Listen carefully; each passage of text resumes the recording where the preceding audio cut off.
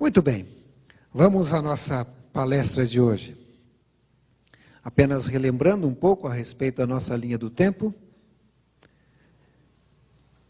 Eu disse a vocês que quem criou o tempo foi Deus, e Ele criou o tempo para se comunicar com o ser humano, do jeito que o ser humano pudesse entender, lá no começo da criação. Mostrei a vocês como em diversas ocasiões Deus utilizou o tempo para mostrar para o homem o que iria acontecer dentro de algum momento da história. E começamos a colocar em nossa linha do tempo os acontecimentos, desde o início da criação. O pecado ocorre em algum momento da história, e nós temos aí então o grande conflito vindo para a terra, mas a promessa de um Salvador que viria da semente da mulher e destruiria completamente o inimigo. Mas a pergunta era: quando terminará o conflito? Quando ocorrerá a volta de Jesus? Mostrei a vocês que a gente pode ser um pouquinho curioso. Havia os discípulos que foram curiosos, e o livro O Grande Conflito, na página 371, diz que nos é exigido saber a proximidade da volta de Jesus, e não conhecer pode ser fatal. Então, vamos preencher aí a nossa linha do tempo. Rapidamente, só relembrando, nós vimos aqui a profecia de Daniel 2, e através da profecia de Daniel 2, nós estamos esperando apenas a parte final, a parte da pedra, que é o reino eterno de Jesus Cristo. Estudamos também a profecia de Daniel capítulo 7, e através de Daniel 7 nós vemos que estamos vivendo nos últimos momentos da história, momento em que está havendo um julgamento no céu, aguardando apenas a segunda vinda de Jesus. E Daniel 8, onde aparece um grande tempo na profecia, 2.300 tardes e manhãs, aguardando aí o finalzinho do julgamento, quando a porta da graça se fechará. Também são profecias cumpridas. Todas essas profecias apontam para nós que estamos vivendo nos últimos dias da história deste planeta. Também vimos as profecias do Apocalipse, a profecia das 7 igrejas, nos mostra que estamos vivendo na última igreja, muito pouco tempo antes da volta de Jesus. Vimos também a profecia dos 7 selos, e quando olhamos os 7 selos, percebemos que estamos vivendo entre o 6º selo e o 7º selo. E o 7º selo já é a volta de Jesus. Ou seja, através das profecias da Bíblia, percebemos que estamos vivendo nos últimos dias, muito próximo à segunda vinda de Cristo, à segunda vinda de Jesus. Quando estudamos ontem à noite ou à tardinha sobre Daniel capítulo 11, vimos que estamos ali em apenas 4 versos da volta de Jesus. Porque Daniel 12, verso 1, já é a volta de Jesus. Nesse tempo se levantará Miguel, o grande príncipe, ou seja, falando do reino eterno de Cristo e a sua vinda a essa terra. Nós dissemos que Deus sempre avisa. Mostramos em Amós, capítulo 3, verso 7, que certamente o Senhor Deus não fará coisa alguma, ou seja, não fará nada, sem revelar primeiro o seu segredo aos seus servos, os profetas. Deixe-me ler esse trecho. Esse trecho está em Serviço Cristão, na página 77. Diz assim: os que se colocam sob a direção de Deus, para ser por Ele guiados, compreenderão a constante corrente dos acontecimentos que Ele ordenou. Daniel diz que os sábios entenderão. Eu quero analisar um pouco das profecias de Ellen White. Será que os textos de Ellen White seriam tão inspirados quanto os textos dos profetas da Bíblia? Qual o pensamento da Igreja Adventista a respeito disso? Eu coloquei aí um texto do manual da igreja, e eu gostaria de ler para vocês. Ali diz assim: um dos dons do Espírito Santo é a profecia. Este dom é um sinal identificador da igreja remanescente e foi manifestado no ministério de Ellen G. White. Como mensageira do Senhor, seus escritos são uma contínua e autorizada fonte de verdade, que proporciona conforto, orientação, instrução e correção à igreja. Eles também tornam claro que a Bíblia é a norma pela qual deve ser provado todo ensino e experiência. Já que aqui diz que os escritos de Ellen White são uma contínua e autorizada fonte de verdade, nós vamos estudar um pouquinho dessa contínua fonte. Na Revista Adventista, de junho de 82, na página 12, mostra que a Igreja Adventista não admite graus de inspiração. O assunto é inspirado ou não. A Igreja Católica tem um pensamento um pouco diferente. Na Bíblia Católica você tem os livros da Bíblia e alguns livros que são os livros chamados apócrifos. Esses livros, para eles, são assim menos inspirados. São inspirados, mas não são assim tão inspirados, são um pouquinho inspirados. A Igreja Adventista não aceita isso. Uma coisa é inspirada ou não é inspirada. Então, se algo é inspirado, foi Deus quem deu. E se Deus deu, é verdade. E é uma fonte autorizada para você estudar. Esse é o pensamento da Igreja Adventista do sétimo dia. Bom, então vamos ver algumas das profecias de Ellen White que estão no Espírito de Profecia, o que Ellen White escreveu. A primeira delas, no Grande Conflito, na página 7. Diz assim: a grande controvérsia entre o bem e o mal há de assumir proporções cada vez maiores até o seu final desenlace. À medida, porém, que a igreja se aproxima da hora de sua libertação definitiva, Satanás há de agir com redobrada energia. Ele desceu a voz e tem grande ira, sabendo que já tem pouco tempo. Ele operará com todo o poder e sinais de prodígio, de mentira. Preste atenção. Durante 6.000 anos, este espírito superior, que ocupou outrora lugar preeminente entre os anjos de Deus, tem estado devotado a uma obra de destruição e engano. E aí ela diz: é nesse tempo cheio de perigos que os seguidores de Cristo terão de anunciar ao mundo a mensagem do segundo advento de Cristo, a fim de preparar um povo imaculado e irrepreensível para a volta do Senhor.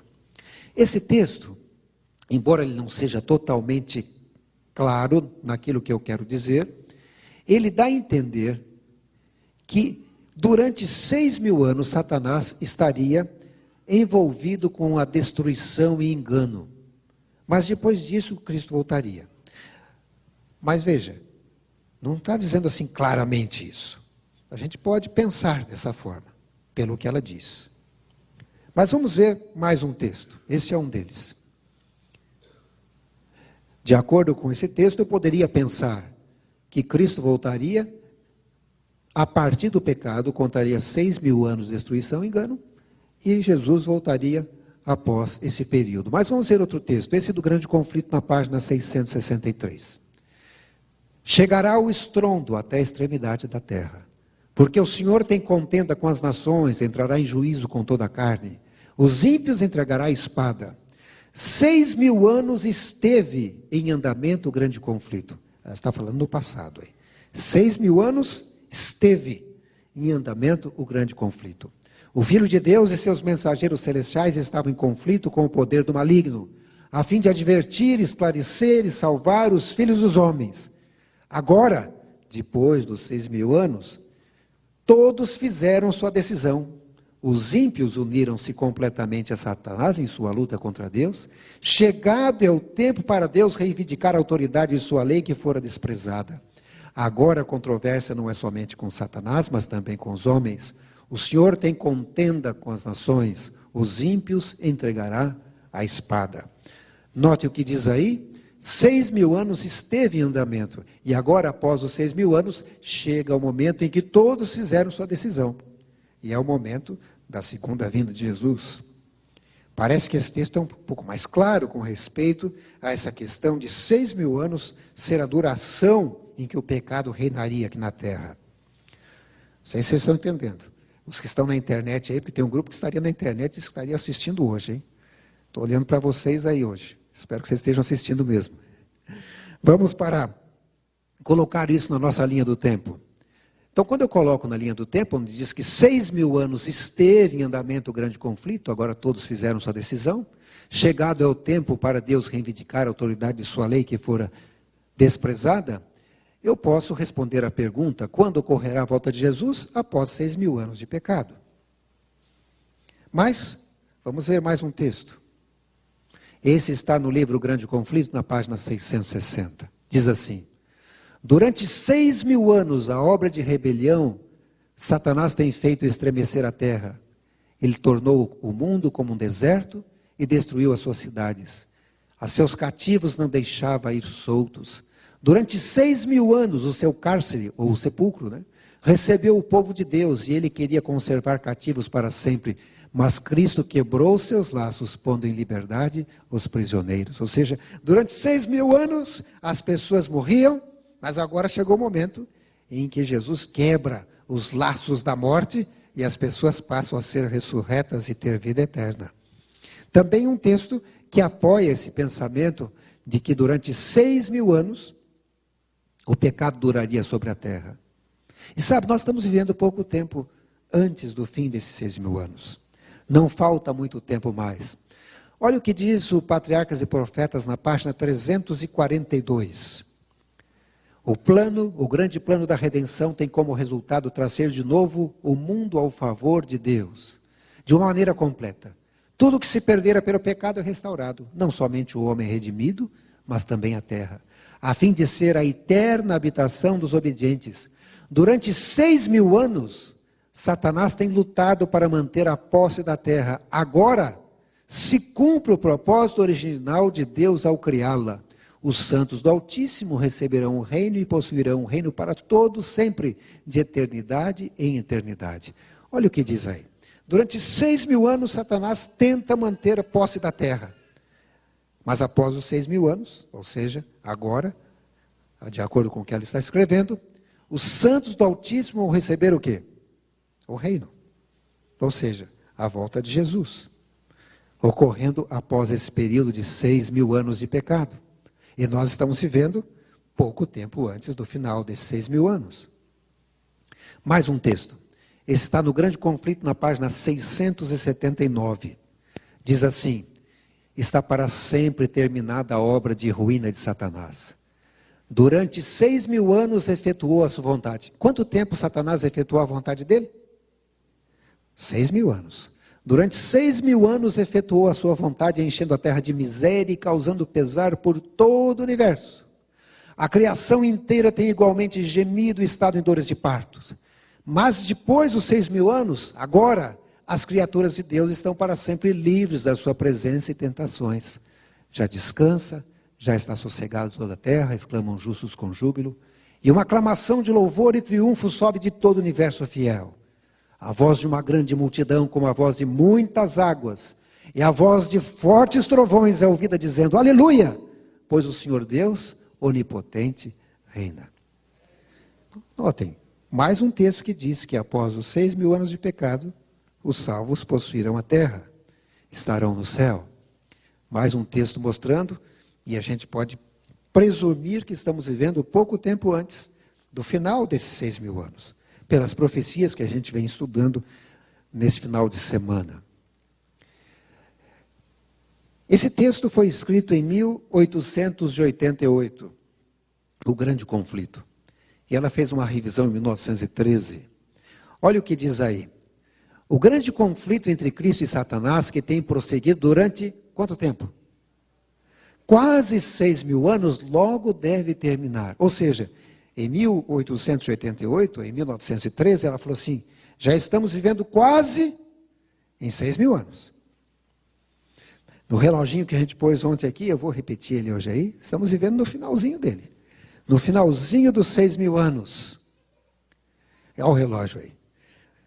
Repetindo para vocês, quando a gente põe os 6.000 anos no relógio, nós temos às 0 hora a criação, 1h50 a morte de Adão, às 3 horas o dilúvio, às 4 horas Abraão, às 5 horas o Êxodo, às 6 horas Davi, às 7 horas Daniel, às 8 horas o tempo de Cristo, às 9 horas o sistema papal, às 10 horas a Idade Média, às 11 horas a Reforma, às 11h57 começa o tempo do fim, em 1798, o juízo investigativo às 11h58, 1844, e estamos vivendo aí às 11h59, porque à meia-noite, ou às 12 horas, nós temos a volta de Jesus. Ou seja, estamos vivendo muito pouco tempo antes da volta de Jesus. Agora, será que existe alguma revelação divina que a gente não estudou ainda? Será que realmente chegou a hora da segunda vinda de Jesus Cristo? A volta de Jesus? Bom, nós vimos aí que estamos vivendo, eu fiz em 2009 esse PowerPoint e não corrigi para aqui, né? Tinha que pôr 2011 lá, já passou mais 2 anos, ou 3 anos, não, 2. Nós estamos aí vivendo no quase 6.000 anos de pecado. Se eu determinar quando entrou o pecado na terra, eu poderia saber quando terminaria os 6.000 anos, não é verdade? Será que é possível determinar quando entrou o pecado na terra? Porque se eu conseguir isso, eu posso dizer quando ocorrerá a volta de Jesus. E afinal de contas, o livro Grande Conflito, na página 370, 371, diz que, conquanto a gente não saiba o dia nem a hora, quanto à sua proximidade, nos é exigido saber. Então eu posso tentar estudar um pouco mais. O livro Serviço Cristão diz que aqueles que se colocam diante de Deus para serem por Ele guiados, compreenderão a constante corrente dos acontecimentos que Ele ordenou. Então, será que é possível estudar mais? Quando eu estava lendo este livro, Mensageira do Senhor, na página 37, eu achei interessante que ela diz assim: o livro do Apocalipse deixa claro que Satanás está ciente da linha profética do tempo e o projetado fim de seu tempo no universo. Será que o Satanás tinha que conhecer mais do que a gente? O que mais que ela diz? À medida que ocorrem os acontecimentos divinamente preditos, o diabo terá grande ira, pois sabe que pouco tempo lhe resta. Como é que ele sabe que tem pouco tempo? Porque ele deve estar estudando as profecias. Não existe outra maneira de você saber que falta pouco tempo, senão estudando as revelações divinas. Um outro texto aqui, Conselhos para a Igreja, na página 38, diz: Satanás é diligente estudante da Bíblia. Olha que coisa. Diz mais: sabe que o seu tempo é? O que ele sabe? Que o tempo dele é curto. E procura em todos os pontos opor-se à obra do Senhor na terra. Poxa, mas será que o diabo está estudando mais a Bíblia do que a gente? Diz que ele é diligente estudante da Bíblia. Olha que coisa impressionante. E ele sabe que pouco tempo lhe resta, que não tem mais muito tempo. Bom, vamos olhar de novo a nossa linha do tempo. Vamos pensar um pouquinho aqui. Então, no momento do pecado, tem início a contagem dos 6.000 anos. Quando termina os 6.000 anos, eu tenho o final da contagem dos 6.000 anos e ocorreria a volta de Jesus, de acordo com os textos de Ellen White. E nós vimos aí, no grande conflito, também dizendo que o conflito que tem prosseguido quase 6.000 anos, logo deve terminar. Ou seja, estamos próximo do final. Ou seja, estamos vivendo muito pouco tempo antes do fim dos 6.000 anos. Muito próximo à volta de Jesus. Vimos também ali que estamos vivendo a 1 minutinho da segunda vinda de Jesus. Esse livro é um livro conhecido, mas quando eu comprei esse livro na Conferência Geral de 2005, eu achei interessante, porque na capa dele estava escrito assim: 6.000 anos se completando. Você está pronto? E eu falei, esse livro aí apoia a ideia do que eu estou estudando. E quando eu fui ver, realmente eram trechos extraídos do grande conflito. Então fazia sentido, era claro. Era o pensamento de Ellen White. Mas no sermão de abertura daquela conferência geral, em 2005, e foi colocado na revista Adventista, olha o que o pastor Matthew Bediakov disse. Amigos, cerca de 6.000 anos atrás, o inimigo sequestrou este planeta. Ele nos mantém reféns. Mas a boa notícia é que nossa equipe de resgate está a caminho, liderada pelo príncipe Emanuel, nosso Senhor e Salvador. Quando ele pregou isso no sermão de abertura da Conferência Geral de 2005, eu disse, olha, então eu posso pegar e pregar também. Ele também está pregando o mesmo assunto, né? E agora, no início desse ano, o pastor Ted Wilson, falando sobre a próxima conferência geral que vai ocorrer aqui no Texas, né? Ele disse assim: eu espero que a gente já esteja no céu.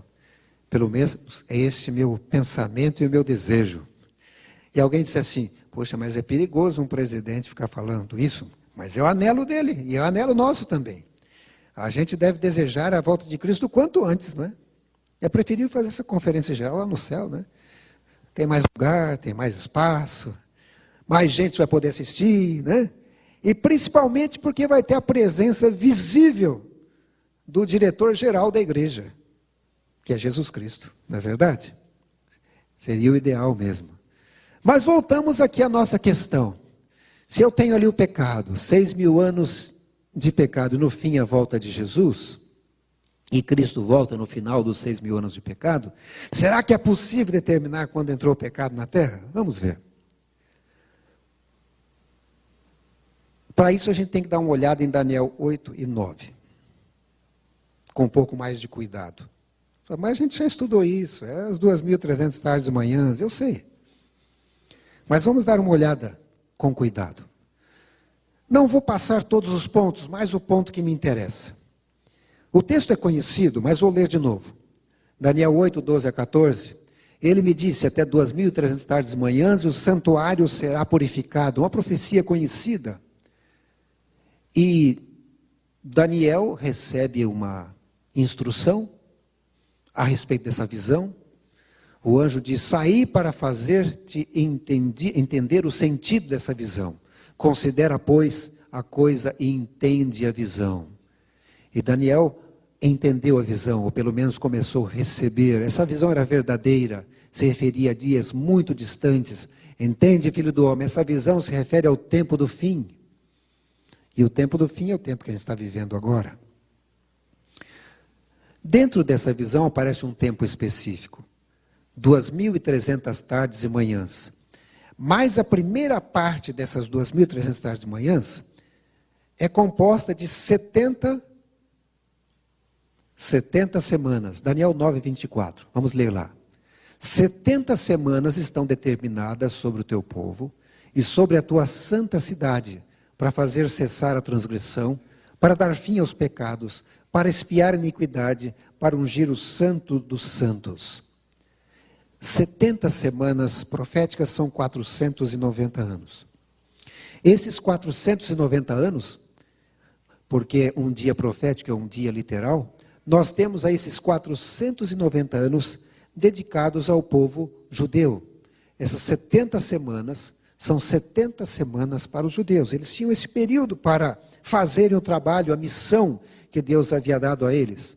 70 semanas equivale a 490 anos. Se eu coloco a minha linha do tempo aqui, e o anjo disse quando começaria essa linha do tempo, esse período tinha uma data para começar, mas o anjo fala a data está aí, Daniel 9, 25. Sabe e entende, desde a saída da ordem para restaurar e para edificar Jerusalém, até o ungido, Jesus, ao príncipe, Jesus, 7 semanas e 62 semanas, as praças e as circunvalações se reedificarão, mas em tempos angustiosos. De acordo com Esdras capítulo 6, 14 a 7, ou 14 e 7, nós vemos que o decreto da reconstrução de Jerusalém ocorreu no ano 457. Quando eu coloco aqui o início do ano 457, sabe e entende, desde a saída da ordem para restaurar e para edificar Jerusalém em 457 a.C., você deve começar a contar as 490 anos, as 70 semanas. Essas primeiras 70 semanas começariam em 457 e terminariam no ano 34. Claro, os 2.300 anos vai lá para 1844, mas essa primeira parte seria ali. Ali está dizendo também que havia uma divisão. Aqui diz que até o príncipe ungido haveria 7 semanas. O primeiro período é 49 anos. Quando você coloca aqui, você entende melhor. Essas primeiras 7 semanas seriam um período para a reconstrução de Jerusalém. Ou seja, a reconstrução de Jerusalém levaria cerca de 49 anos.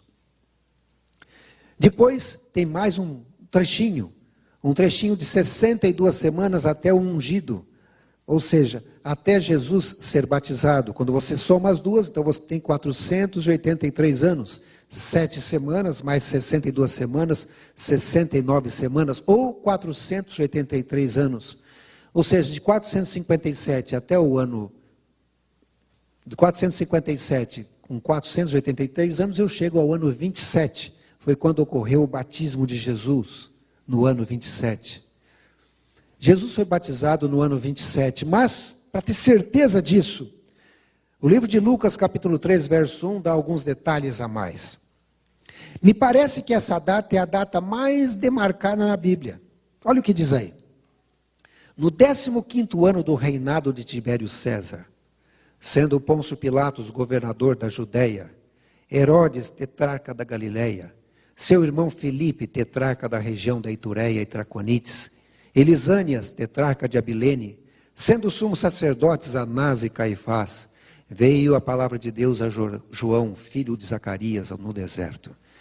É como se eu quisesse marcar essa data de hoje e dissesse assim: no ano em que o Obama era presidente dos Estados Unidos, e o pastor Cláudio Vilera era pastor aqui da igreja de Dallas, e Jonathan estava lá na Ucrânia, mas nessa época ele esteve aqui também em Dallas, e também a Dilma Rousseff era presidente lá do Brasil. Ou seja, você coloca uma série de pessoas, aí quando você faz o cruzamento dessas datas, isso aí foi lá no ano 27. No nosso caso aqui, no ano de 2011. Né? Nesse caso aqui, praticamente marca a data do batismo de Jesus. São muitos dados para você cruzar para chegar a essa conclusão. Parece que Deus queria que a gente soubesse essa data. Ela era importante. A data do batismo de Jesus. Então, quando você olha em que ano Jesus foi batizado, foi batizado no ano 27, depois de Cristo. Porque foi nessa época que todos esses fatores se cruzam. Esse é o motivo de ter certeza da data do batismo de Jesus, por causa da Bíblia, os dados que ele coloca.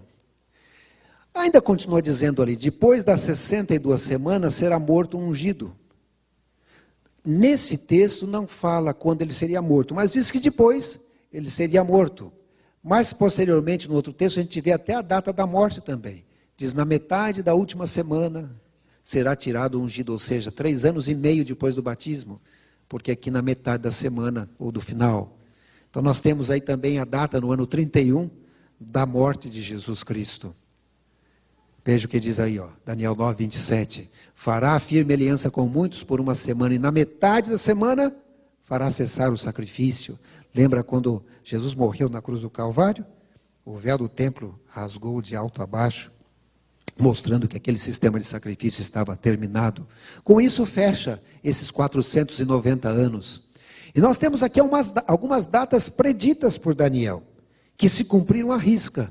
Nós temos aqui o início do ano 457, o final da reconstrução de Jerusalém, o batismo de Jesus, muito bem marcado através da Bíblia Sagrada, a morte de Jesus também, e finalmente o final da semana com o apedrejamento de Estevão.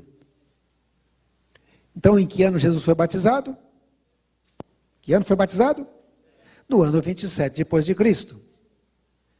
Em que ano Jesus foi tentado? No ano 27. Porque o que aconteceu quando Jesus foi tentado? Vamos ver. Lucas 4, verso 1. Jesus, cheio do Espírito Santo, voltou do Jordão e foi guiado pelo mesmo Espírito no deserto, durante 40 dias sendo tentado pelo diabo. Ou seja, Jesus é batizado. Quando termina o batismo, o que ele faz? O Espírito Santo leva ele para o deserto. E aí no deserto ele é tentado pelo diabo. Então eu posso afirmar que Jesus, em que ano ele foi tentado?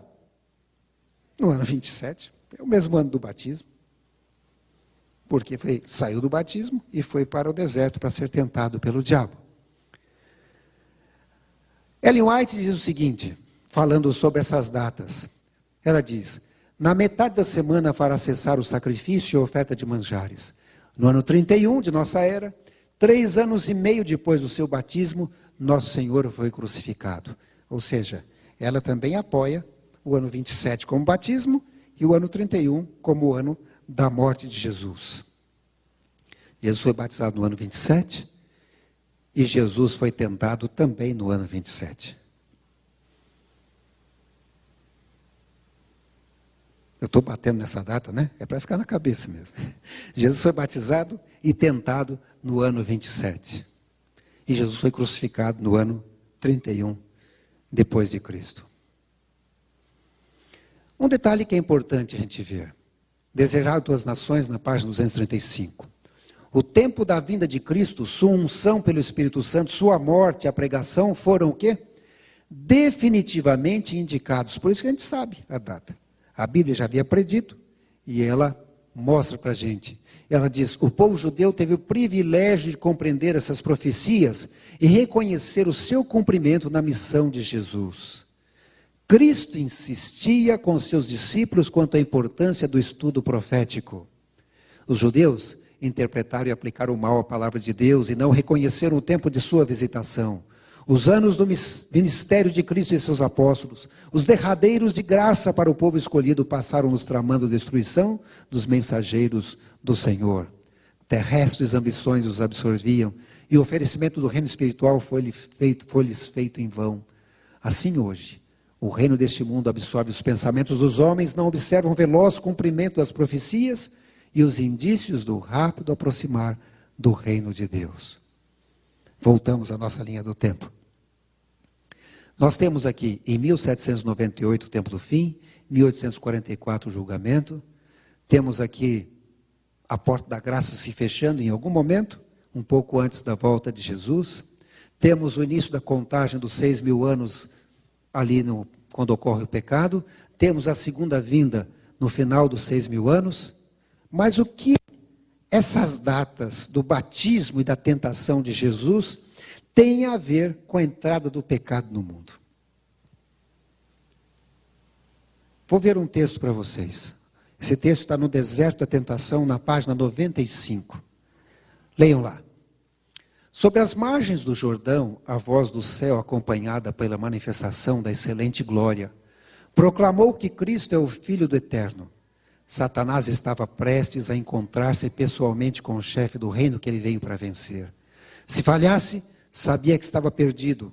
Portanto, o poder de suas tentações estava de acordo com a grandeza do objeto que ele ganharia ou perderia.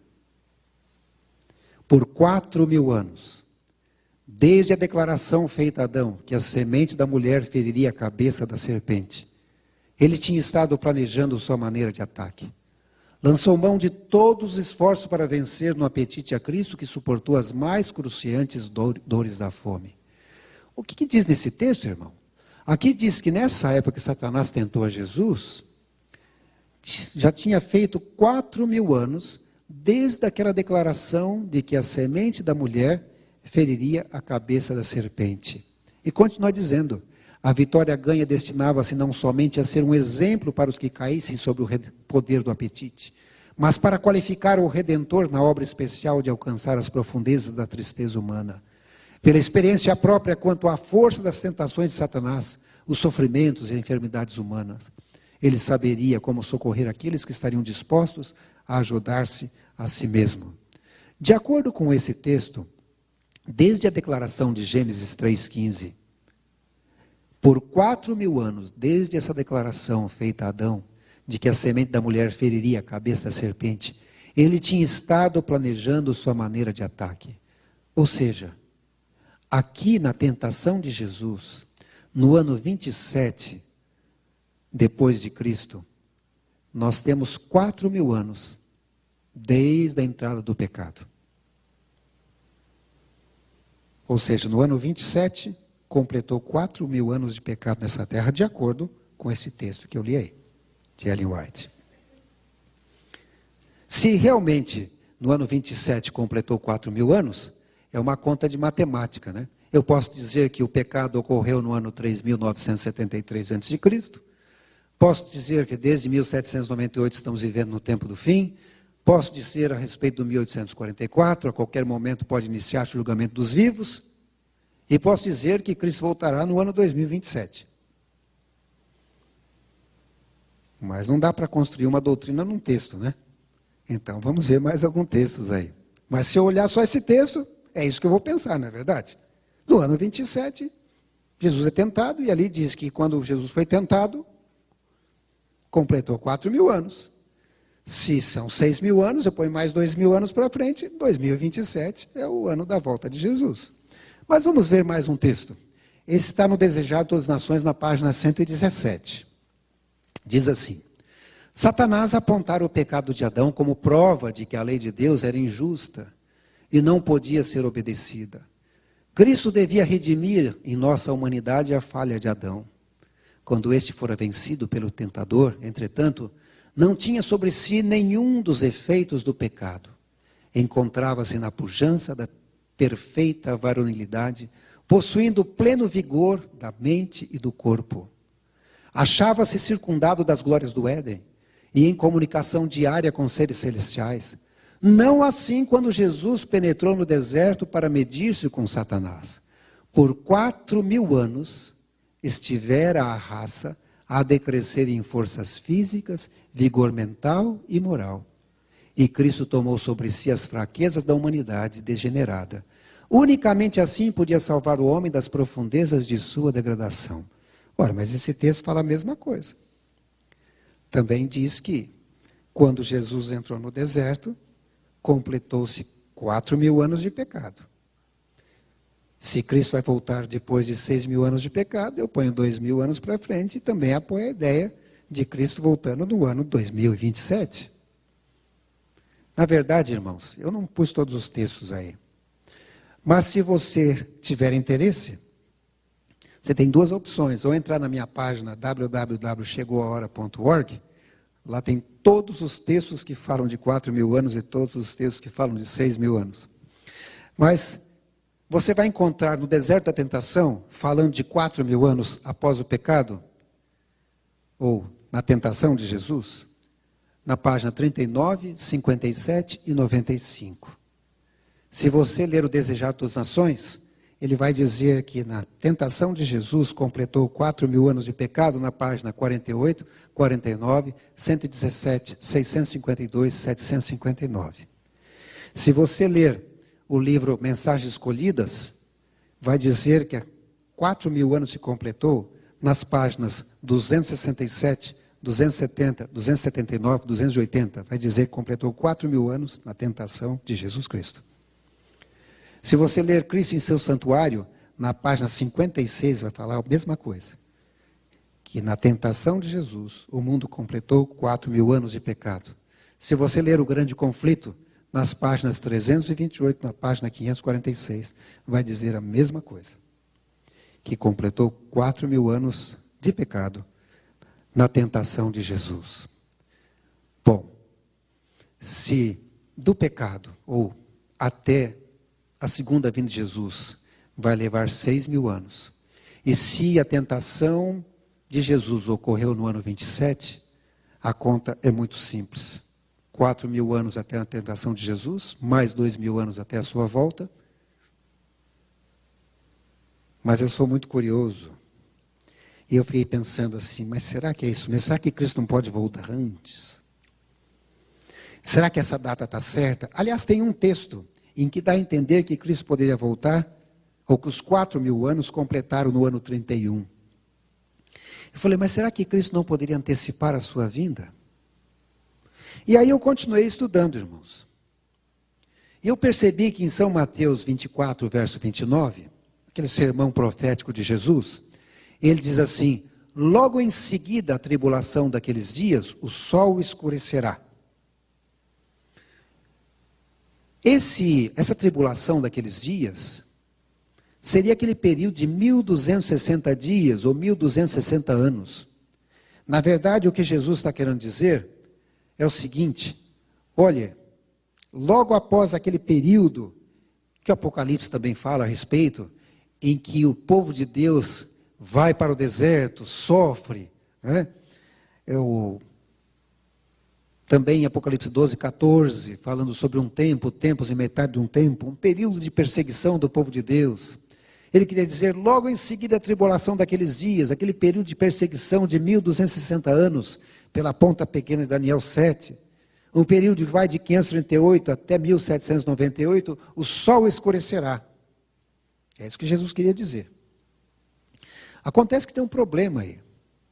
Se ele está falando que após 1798 o sol vai escurecer, o sol escureceu no dia 19 de maio de 1780.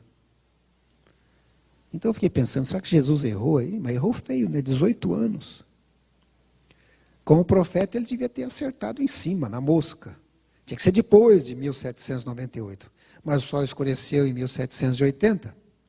Será que Jesus errou essa profecia?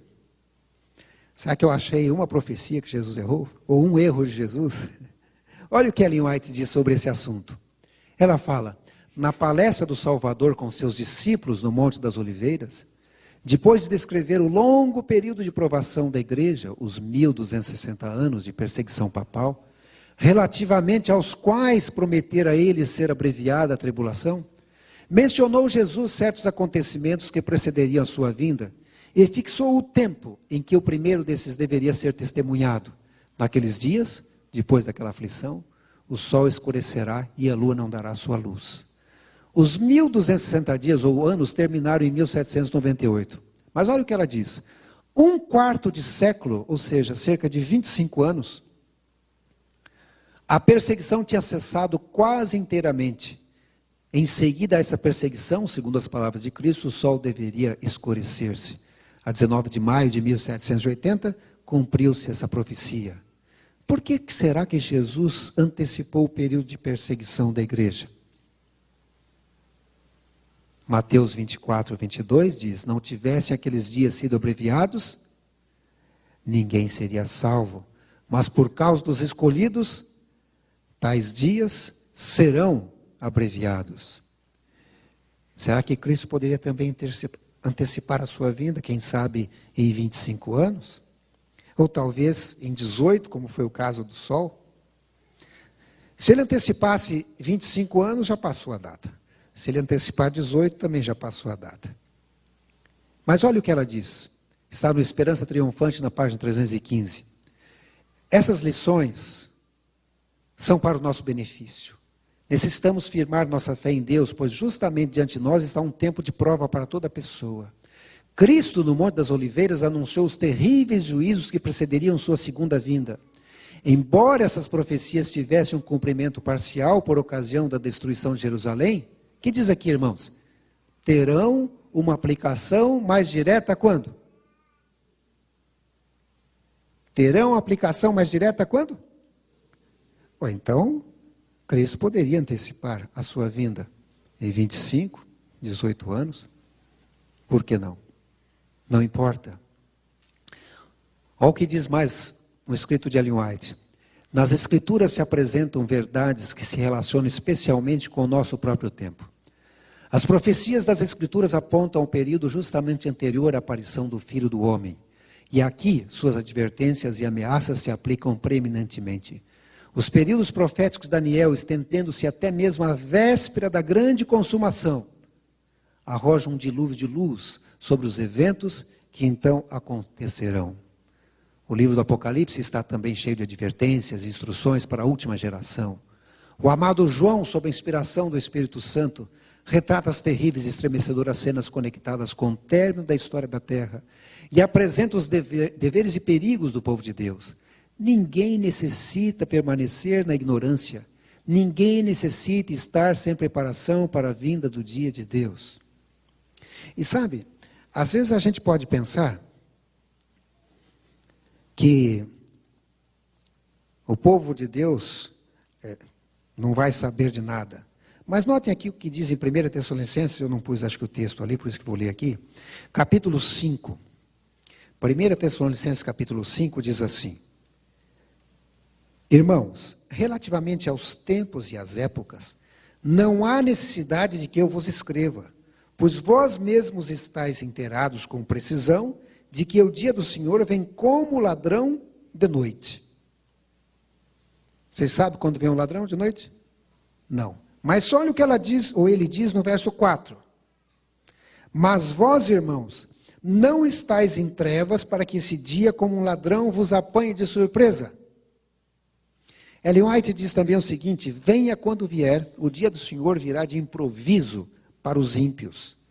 Mas aqui no verso 5 diz que os irmãos aqui da igreja de Dallas não estão em trevas para que esse dia vos apanhe como ladrão. Pense com clareza. Será que tem como algum adventista ser pego de surpresa? Quando ele ouvir a respeito do decreto dominical, o que ele vai pensar na cabeça dele? Chegou a hora. Ainda que faltem 2 anos, ou 1 ano. Quando começarem a caírem as pragas, será que algum adventista não sabe que a volta de Jesus está às portas e as pragas cairão durante o período de 1 ano? Não tem como um adventista que estuda as profecias ser pego de surpresa, a não ser que ele não esteja preparado, não esteja se preocupando com isso. Mas se alguém estudou as profecias, ele sabe exatamente em que tempo ele está vivendo na história. É impossível. Mas vou dizer uma coisa para vocês. Não adianta nada conhecer. Eu disse que um médico pode saber que fumar faz mal e continuar fumando. E chegar para o paciente e falar assim: olha, pare de fumar, senão você vai morrer, viu? Esse negócio dá câncer. Fala: mas doutor, o senhor também fuma? Não, eu fumo, mas eu já tomei a decisão, eu vou morrer mais cedo mesmo, mas você... Ou seja, saber quando vai ocorrer não salva ninguém. A salvação vem através de Jesus Cristo. E olhe, existe um perigo muito grande da gente ficar dormindo, mesmo sabendo de tudo isso. Há um outro detalhe aqui, é bom ler esse texto também.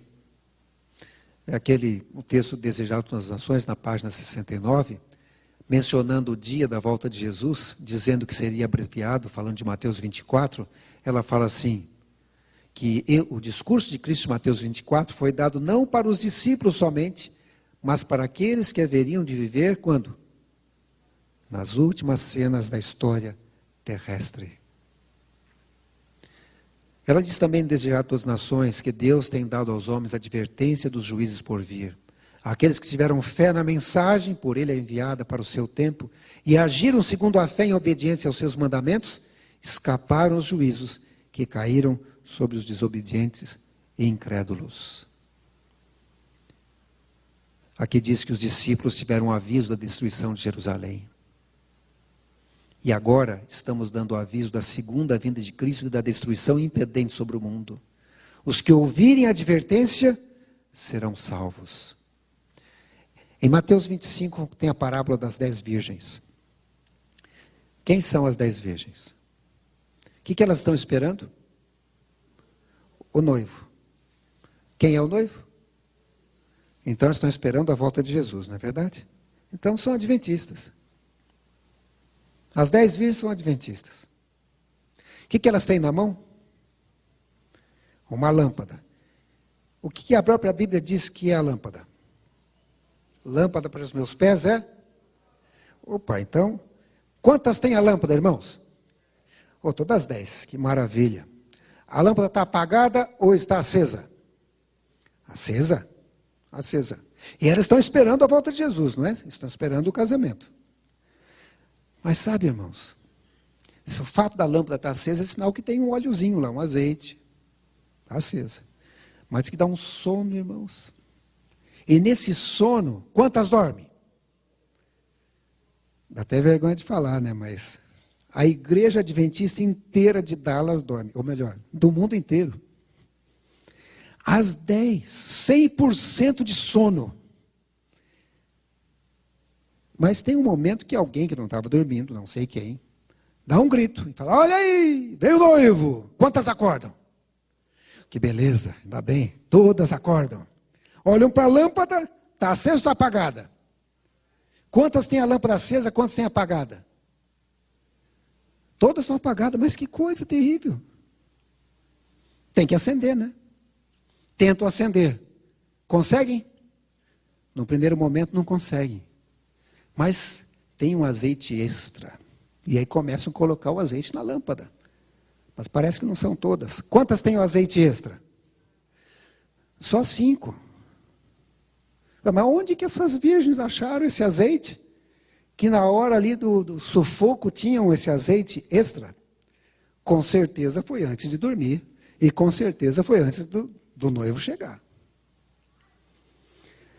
Por enquanto estou vendo que ninguém está dormindo ainda. Beleza. Então ainda existe a oportunidade de conseguir esse azeite.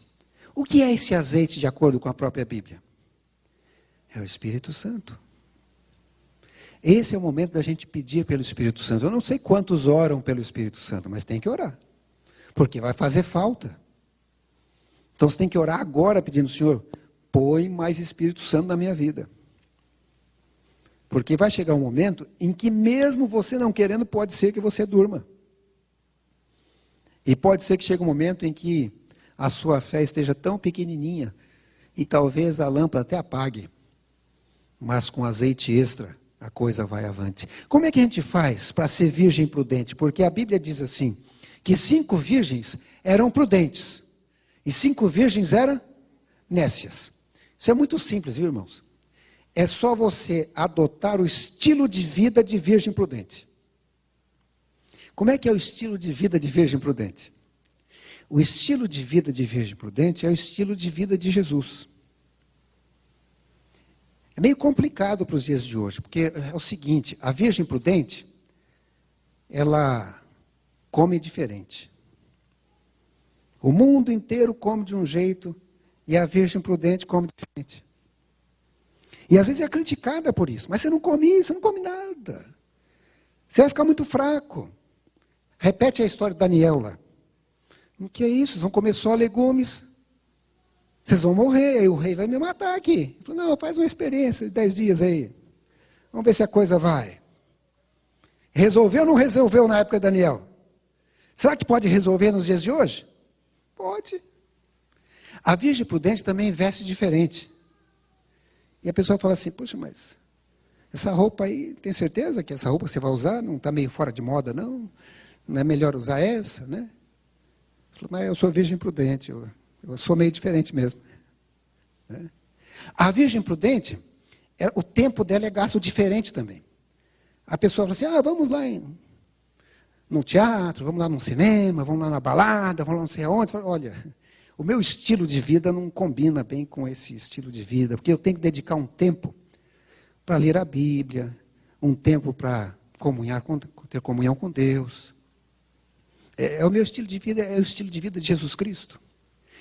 Algum tempo atrás, eu vi um livro que chamava assim, quer dizer, eu achei que chamava, o estilo, não era o estilo, a comida que Jesus comia. Eu achava que era esse o título. E cheguei na livraria e falei, eu vi um título aí, mas não comprei na hora e agora eu quero comprar. Como é que é o livro? A comida que Jesus comia. Eu só procuro e falei, não, com esse título não tem esse nome não. Não? Então, a comida de Jesus e seus discípulos, acho que é esse. Procurou, não, também não tem não. Eu falei, não é um livro religioso, não, é um livro de dieta. Então peraí, vamos achar aqui. Fui lá no lugar da dieta e descobri um livro, A Dieta de Jesus e seus Discípulos. Falei, opa, é esse aí mesmo. E eu levei o livro. E nesse livro, a pessoa mostrava o que Jesus comia. Como era a alimentação dele. Não tinha nada a ver com Ellen White, nem era adventista autor. Mas podia ser, porque o que ele escreve ali, você pode copiar sem medo. E ele dizia assim, o ideal é se alimentar como Jesus se alimentava. Se você adotar o regime de Jesus e seus discípulos, você vai ter uma saúde tremenda. E ele mostra ali a alimentação de Jesus. Como ele se alimentava, como ele se exercitava, baseado no que a Bíblia diz. E ele fala uma coisa que me chamou a atenção. Ele falou, se possível, o ideal seria adotar o estilo de vida de Jesus, não só na comida. Eu falei, puxa, mas esse sujeito está certo mesmo. Impressionante que o livro é para emagrecer, viu? Até emagrece o estilo de vida de Jesus. Eu li o livro rapidinho, né? Achei muito interessante o livro. Mas a verdade é essa, a virgem prudente, ela adota o estilo de vida de Jesus, como um todo. Ele passa a beber o que Jesus bebia, a comer o que Jesus comia, e se ele tiver alguma dúvida, como ele tem comunhão com ele, ele fala, Senhor, isso aqui, Eu devo ou não devo? Porque poder pode tudo, né? Vocês sabem. Deus não proíbe nada. Pode tudo. Mas eu devo ou não devo? Uma virgem prudente faria isso? Uma virgem prudente agiria dessa maneira? Esse é o pensamento que a gente deve colocar. Sabe, a parte mais difícil Jesus já fez. A parte mais difícil foi morrer na cruz do Calvário. A parte mais fácil é a nossa. Aceitar a Jesus, o seu sacrifício, e falar assim, olha, eu queria adotar agora o estilo de vida que o Senhor vivia. Eu não consigo sozinho, por isso que eu preciso do Espírito Santo na minha vida. E através da ajuda do Espírito Santo as coisas vão ficando natural. Eu lembro, por exemplo, até contei na classe ali sábado, o meu tio fumava, bebia e jogava todas as noites. O trabalho dele era jogar baralho. E durante o dia ele lia gibi, as revistas que tinha, isso que ele gostava de fazer. Até o dia que ele acordou de manhã assim, né, 11h30, meio-dia, que era a hora que ele acordava, e falou para minha mãe, tem um gibi aí, uma revista para me ler? Ela falou, não tem. Ele falou, eu já li tudo que tinha aqui. E minha mãe falou assim, eu tenho a Bíblia. Ele falou, não, eu não vou ler esse livro preto, não. O meu é vermelho, mas o dele era preto. Aí, procurou alguma coisa, não achou. E aí ele falou assim, mas vem cá, o que tem nesse livro aí que você lê tanto? Eu falei, esse livro aqui tem coisa interessante. Tem romance, igual tem seus gibis aí. Tem também mistérios. Até tem umas profecias que é um negócio impressionante. Está lá em Daniel. E tem também, eu não sei se você conseguiria decifrar. Daniel e Apocalipse são profecias que tem que decifrar.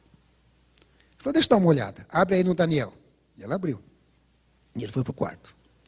Daqui a pouco ele voltou. Vem cá, que é esse negócio aqui dessa estátua com metais diferentes? Ela falou, olha, eu não vou explicar nada porque eu estou entrando para a igreja, mas vai sábado lá na igreja.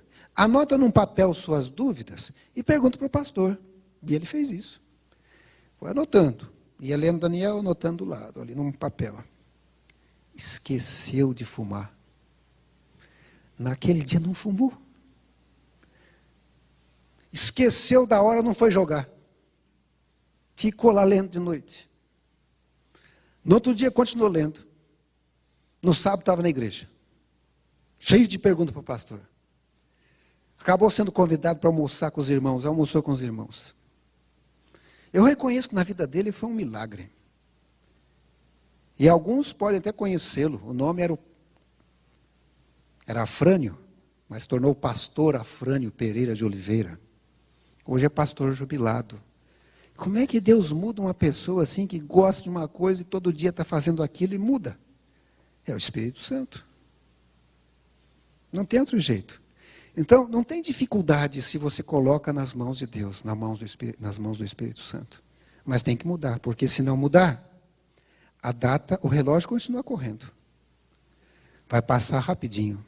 Para aqueles que estarão esperando, vai ser um dia maravilhoso. É o dia que nós estamos esperando.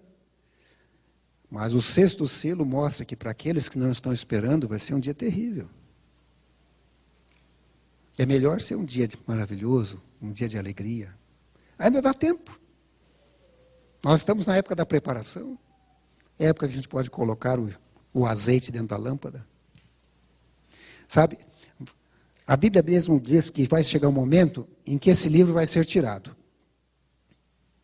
Mas isso não tem problema, porque a Bíblia também diz que o Espírito Santo vai fazer você o quê? Mas eu não sei de alguém que pode lembrar alguma coisa que nunca viu. Aí já fica complicado, né? Para lembrar, você tem que ler. Pelo menos uma vez, senão não lembra, né? É a mesma coisa, você lembra tal coisa? Eu não vi. Quando foi? Você não viu? Não. É claro, não vai lembrar, não viu. Então, esse é o momento de ler. É o momento de colocar na mente. Aí o Espírito Santo vai poder fazer você lembrar. Coloque na sua mente, na sua vida, um novo estilo de vida. O estilo de vida de Jesus Cristo. Porque certamente a segunda vinda de Cristo está próxima. Nós estamos vivendo os últimos dias da história deste planeta. Eu sei que eu falei rapidamente e há muito mais coisa que eu poderia falar. Se puder, acesse lá o www.chegoahora.org. Lá tem o livro completo com detalhes disso aqui e mais alguns artigos. De vez em quando eu vou pondo alguma coisa lá. Isso vai ajudar vocês, quem sabe, a ver um pouco mais do estudo. Que o Senhor abençoe vocês. Que o Espírito Santo derrame sobre vocês sabedoria, conhecimento, e que no dia glorioso da sua vinda, o azeite esteja de tal forma abundante que a lâmpada continue acesa para ir com Cristo nos céus. Amém?